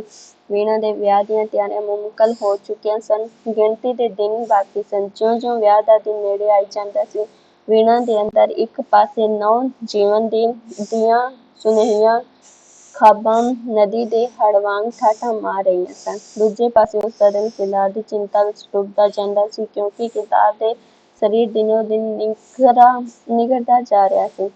ਸਭ ਤੋਂ ਦੁਖਦਾਈ ਗੱਲ ਇਹ ਕਿ ਕਿਰਦਾਰ ਹੁਣ ਉਸਦੇ ਸਾਹਮਣੇ ਬਹੁਤ ਘੱਟ ਹੁੰਦਾ ਸੀ। ਜਿੱਥੇ ਉਹ ਵੀਣਾ ਨੂੰ ਵੇਖ ਲੈਂਦਾ, ਕਿਸੇ ਨਾ ਕਿਸੇ ਬਹਾਨੇ ਤਿਲਕਣ ਹੀ ਕਰਦਾ। ਵੀਣਾ ਹੁਣ ਵੀ ਉਸਦੇ ਕਮਰੇ ਵਿੱਚ ਜਾਂਦੀ ਸੀ, ਸਗੋਂ ਪਹਿਲਾਂ ਨਾਲੋਂ ਵੀ ਬਹੁਤ ਵਾਰੀ। ਇਸ ਲਈ ਕਿ ਸਹੁਰੇ ਜਾਣ ਤੋਂ ਪਹਿਲਾਂ ਕਿਰਦਾਰ ਦੇ ਪਿਆਰ ਤੇ ਦਿਲ ਨੂੰ ਉਹ ਕੱਢਦਿਆਂ ਤਿੱਖ ਭਰ ਦੇਵੇ। ਪਰ ਅਕਸਰ ਉਸ ਨੂੰ ਨਿਰਾਸ਼ ਹੀ ਮੁੜਨਾ ਪੈਂਦਾ, ਦਿਲ ਦੀਆਂ ਹਸਕਤਾਂ ਨੂੰ ਦਿਲ ਵਿੱਚ ਹੀ ਨੱਪ ਕੇ। ਕੰਮ ਤੋਂ ਛੁੱਟ ਜਿੰਨਾ ਸਮਾਂ ਕਿਰਦਾਰ ਪਾਸ ਬਚਦਾ, ਉਹ ਲਗਭਗ ਸਾਰਾ ਦਿਨ ਹੀ ਮੰਜੇ 'ਤੇ ਗੁਜ਼ਾਰਦਾ ਸੀ।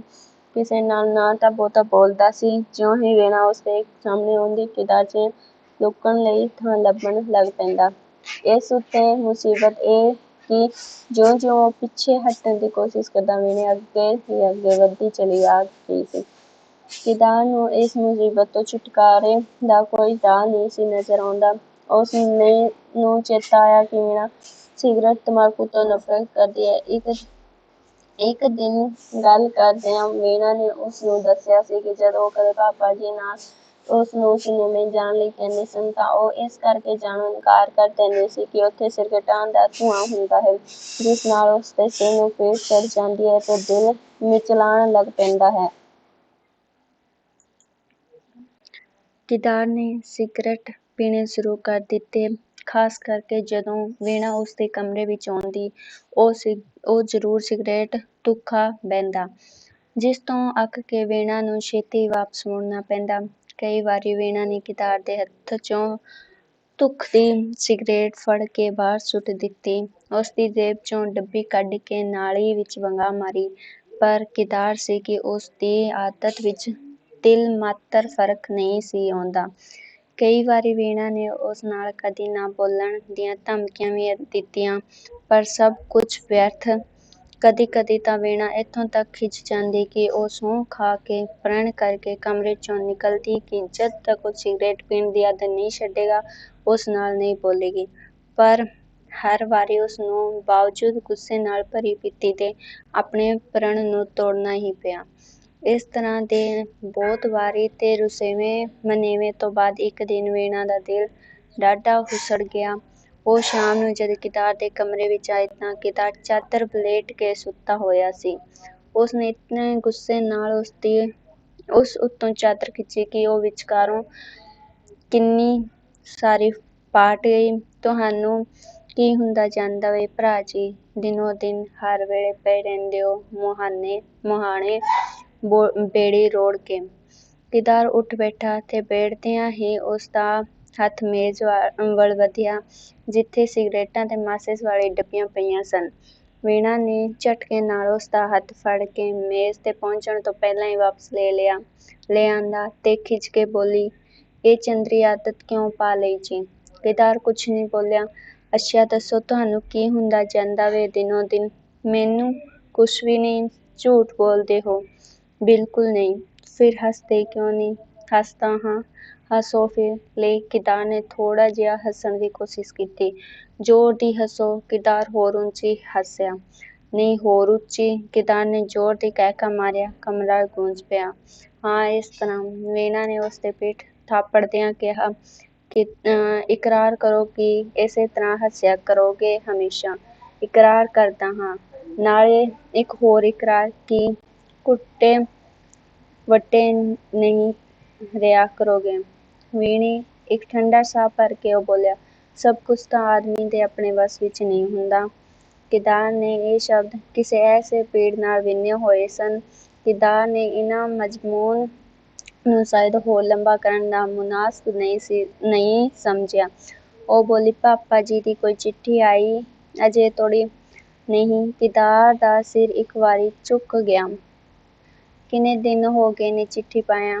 "8-10 ਦਿਨ।" "ਹੋਰ ਪਾ ਦੇਣੀ ਸੀ।" "ਹੋਰ ਵੀ ਪਾਈ ਸੀ।" "ਬਈ ਜੀ ਬੜਾ ਫਿਕਰ ਕਰ ਰਹੇ ਸਨ। ਆਖਦੇ ਨੇ ਰੋਜ਼ ਭੈੜੇ-ਭੈੜੇ ਸੁਪਨੇ ਆਉਂਦੇ ਨੇ।" "ਸੁੱਖ ਹੋਵੇ ਸਹੀ।" "ਸੁੱਖ-ਸਾਂਦ ਏ ਵੀਣਾ, ਫਿਕਰ ਵਾਲੀ ਕੋਈ ਗੱਲ ਨਹੀਂ।" ਕਿਰਦਾਰ ਨੇ ਭਾਵੇਂ ਇਹ ਵਾਕ ਬੜੀ ਦਲੇਰੀ ਨਾਲ ਕਿਹਾ, ਪਰ ਵੀਣਾ ਨੇ ਵੇਖਿਆ ਕਿ ਜਿਵੇਂ ਕਿਰਦਾਰ ਦੀਆਂ ਅੱਖਾਂ ਕੁਝ ਹੋਰ ਕਹਿ ਰਹੀਆਂ ਹੋਣ। "ਕਿਉਂ, ਕੀ ਸੋਚਦੇ ਓ?" ਵੀਣਾ ਨੇ ਮੋਢਾ ਹਿਲਾ ਕੇ ਪੁੱਛਿਆ। "ਕੁਛ ਨਹੀਂ।" "ਦੱਸਦੇ ਕਿਉਂ ਨਹੀਂ?" ਵੀਣਾ ਦਾ ਦਿਲ ਗਿੱਠ-ਗਿੱਠ ਉਛਲ ਰਿਹਾ ਸੀ। "ਤਾਂ ਜ਼ਰੂਰ ਕੋਈ ਚਿੱਠੀ ਆਈ ਹੋਵੇਗੀ ਪਾਪਾ ਜੀ ਦੀ। ਸੱਚ ਦੱਸੋ ਭਰਾ ਜੀ, ਉਹ ਰਾਜ਼ੀ-ਖੁਸ਼ੀ ਨੇ?" ਵੀਣਾ ਉਸਨੂੰ ਝੰਜੋੜਨ ਲੱਗੀ। "ਵੀਣਾ, ਚਿੱਠੀ ਆਈ ਸੀ, ਉਹ ਹਾਲੇ ਨਹੀਂ ਆ ਸਕਦੇ।" "ਨਹੀਂ ਆ ਸਕਦੇ?" ਵੀਣਾ ਬੈਠੀ ਨਾ ਰਹਿ ਸਕੀ, ਉੱਠ ਕੇ ਖੜੋ ਗਈ। ਕਿਉਂ? ਪਰ ਉਹਨਾਂ ਦੀ ਤਬੀਅਤ ਠੀਕ ਨਹੀਂ ਹੈ। ਹਾਂ, ਤੇ ਤੁਸਾਂ ਦੱਸਿਆ ਕਿਉਂ ਨਹੀਂ? ਕਦੋਂ ਆਈ ਸੀ ਚਿੱਠੀ? ਕੀ ਤਕਲੀਫ ਹੈ ਉਹਨਾਂ ਨੂੰ? ਵੀਣਾ ਇੱਕੋ ਸਾਹ ਕਈ ਸਵਾਲ ਕਰ ਗਈ। ਖਤਰੇ ਵਾਲੀ ਕੋਈ ਗੱਲ ਨਹੀਂ, ਬੁਖਾਰ ਹੈ ਗਿਆ ਉਹਨਾਂ ਨੂੰ। ਬੁਖਾਰ? ਉਂਗਲ ਮੂੰਹ ਵਿੱਚ ਪਾਈ ਵੀਣਾ ਕਾਫੀ ਚਿਰ ਕੁਝ ਸੋਚਦੀ ਰਹੀ ਤੇ ਫਿਰ ਬੋਲੀ, ਕਿੱਥੇ ਜੀ ਉਹਨਾਂ ਦੀ ਚਿੱਠੀ? ਦੁਕਾਨ ਤੇ। ਕਦੋਂ ਆਈ ਸੀ? ਪਰਸੋਂ। ਤੇ ਤੁਸਾਂ ਦੱਸਿਆ ਕਿਉਂ ਨਹੀਂ ਹੁਣ ਤੱਕ? ਮੈਂ ਆਖਿਆ ਬੇ ਜੀ ਐਵੇਂ ਫਿਕਰ ਪਏ ਕਰਨਗੇ। ਵੀਣਾ ਦੇ ਚਿਹਰੇ ਉੱਤੇ ਹਵਾਈਆਂ ਉੱਡ ਰਹੀਆਂ ਸਨ। ਕਿਸੇ ਅਸ਼ੁਭ ਹੋਣ ਦੀ ਸ਼ੰਕਾ ਨੇ ਉਸ ਦਾ ਅੰਗ ਅੰਗ ਜੋੜ ਦਿੱਤਾ ਸੀ। ਇੱਧਰ ਕਿਦਾਰ ਨੂੰ ਧਰਤੀ ਵੇਲ ਨਹੀਂ ਸੀ ਦੇ ਰਹੀ। ਉਹ ਪਛਤਾ ਰਿਹਾ ਸੀ ਕਿ ਇਹ ਕੀ ਬੇਵਕੂਫੀ ਵਾਲੀ ਗੱਲ ਉਸਦੇ ਮੂੰਹੋਂ ਨਿਕਲ ਗਈ। ਉਹ ਘੜੀ ਮੁੜੀ ਇਹ ਸੋਚ ਰਿਹਾ ਸੀ ਕਿ ਇਹ ਉਗਲੀ ਹੋਈ ਗੱਲ ਕਿਸੇ ਤਰ੍ਹਾਂ ਨਿਗਲੀ ਨਹੀਂ ਜਾ ਸਕਦੀ। ਵੀਣਾ, ਉਸਨੇ ਦਿਲ ਪਕੇਰਾ ਕਰਕੇ ਕਿਹਾ, ਹਾਂਜੀ, ਇੱਕ ਗੱਲ ਮੰਨੇਗੀ? ਦੱਸੋ ਤੇ। ਵੀਣਾ ਨੇ ਸਹਿਮ ਤੇ ਸ਼ੰਕਾ ਭਰੀ ਨਜ਼ਰ ਨਾਲ ਇੱਕ ਵਾਰੀ ਹੋਰ ਉਸਦੇ ਮੂੰਹ ਵੱਲ ਤੱਕਿਆ। ਇਕਰਾਰ ਕਰ ਵੀਣੀ। ਕਿਸ ਗੱਲ ਦਾ ਇਕਰਾਰ? ਪਾਪਾ ਜੀ ਦੀ ਬਿਮਾਰੀ ਦਾ ਹਾਲ ਅਜੇ ਬੇਜੀ ਨੂੰ ਨਹੀਂ ਦੱਸੇਗੀ? ਕਿਉਂ? ਉਹਨਾਂ ਦੇ ਸਿਰ ਤੇਰੇ ਵਿਆਹ ਦੇ ਕੰਮਾਂ ਦੀ ਬੜੀ ਭਾਰੀ ਜ਼ਿੰਮੇਵਾਰੀ ਹੈ। ਜੇ ਉਹਨਾਂ ਨੂੰ ਦੱਸ ਦਿੱਤਾ ਤਾਂ ਸਭ ਕੁਝ ਛੱਡ ਕੇ ਬਹਿ ਜਾਣਗੇ। ਚੰਗਾ ਨਹੀਂ ਦੱਸਦੀ। ਵੀਣਾ ਦਾ ਗਲਾ ਸੁੱਕਦਾ ਜਾ ਰਿਹਾ ਸੀ। ਇਸ ਤੋਂ ਬਾਅਦ ਵੀਣਾ ਨੇ ਆਪਣੇ ਪਿਓ ਬਾਰੇ ਹੋਰ ਅਨੇਕਾਂ ਸਵਾਲ ਕਿਦਾਰ ਉੱਤੇ ਕੀਤੇ, ਜਿਨ੍ਹਾਂ ਦਾ ਲੱਗਦੀ ਵਾਹ ਉਹ ਤਸੱਲੀ ਭਰਪੂਰ ਜਵਾਬ ਘੜ ਘੜ ਕੇ ਦਿੰਦਾ ਗਿਆ। ਦਿਲ ਉੱਤੇ ਇੱਕ ਨਵੀਂ ਚਿੰਤਾ ਦਾ ਬੋਝ ਲੱਦ ਕੇ ਵੀਣਾ ਕਮਰੇ ਤੋਂ ਬਾਹਰ ਨਿਕਲੀ। ਉਸ ਦੀਆਂ ਲੱਤਾਂ ਡੋਲ ਰਹੀਆਂ ਸਨ। ਦੋਸਤੋ, ਤੁਹਾਡੇ ਸਾਰਿਆਂ ਦਾ ਬਹੁਤ ਬਹੁਤ ਧੰਨਵਾਦ ਵੀਡੀਓ ਵੇਖਣ ਲਈ। ਹੁਣ ਆਪਾਂ ਇਸ ਨਾਵਲ ਦੇ ਜਿਹੜੇ ਨੈਕਸਟ ਜਿੰਨੇ ਵੀ ਪਾਰਟ ਹੈਗੇ ਉਹ ਅੱਗੇ ਆਪਣੀ ਜਿਹੜੀ ਪਵਿੱਤਰ ਪਾਪੀ ਨਾਵਲ ਦਾ ਜਿਹੜਾ 8ਵਾਂ ਪਾਰਟ ਹੋਊਗਾ ਉਹਦੇ ਵਿੱਚ ਕਰਾਂਗੇ। ਹੁਣ ਆਪਾਂ ਮਿਲਦੇ ਹਾਂ ਆਪਣੀ ਨੈਕਸਟ ਕਲਾਸ ਦੇ ਵਿੱਚ।